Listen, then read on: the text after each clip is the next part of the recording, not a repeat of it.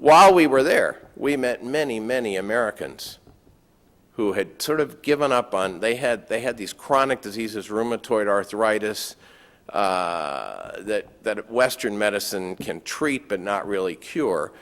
We met many Westerners who had gone there thinking that Indian medicine might be better. And in fact, this has been so common that the Office of Complementary Medicine at the National Institutes of Health did a double-blind study of Ayurveda versus traditional American medicine to deal with rheumatoid arthritis. And basically what happens is they give some patients methotrexate, and they give some patients sugar pills to see how well the American medicine works. And then it's a little harder to fake Ayurveda. I mean, you got to lie on a table and have 6 people massage you every day. Kind of hard to do a sugar pill for that. But what they did is they didn't use the medicated oils and everything.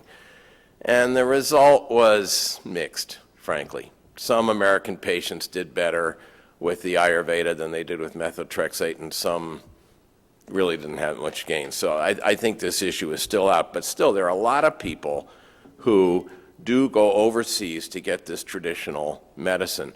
When McKinsey studied this concept, they thought that about 40% of American medical outsourcing was Americans not going to get the stuff they could get at your hospitals, to get stuff that's foreign, that's overseas.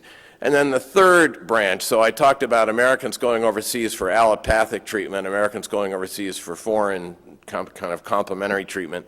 And the third branch of this world is immigrants and expats, of which we have 12, 15 million here, who go back home to get treatment when they really need it. And they do this for several reasons. One, they know the language when they go home. Maybe they had a doctor back home whom they trust. And it's almost always cheaper to go home to Mexico or even Taiwan and get treated than to do it in the United States. I have a daughter who works in Mexico City now, and she told me right next to this bank where she works, there's a 7-story building, and it says on it, Clinico, it's a clinic. So she went in the lobby one day to see what it is. It's a dental clinic. It's a 7-story dental clinic right in Mexico City. What are you doing? Well, they're treating Mexican Americans who come home to get their dental treatment at home for about a quarter of the price of what it would cost in America. These people don't have, any kind of dental insurance, so they just save money by going home and visit their aunt or their grandmother while they're there. This too, expats and immigrants going home for medicine is a very important part of this phenomenon. So, do we have to worry about this in the American medical industry? Is this a serious problem for us, like the news magazines and the TV shows tend to say?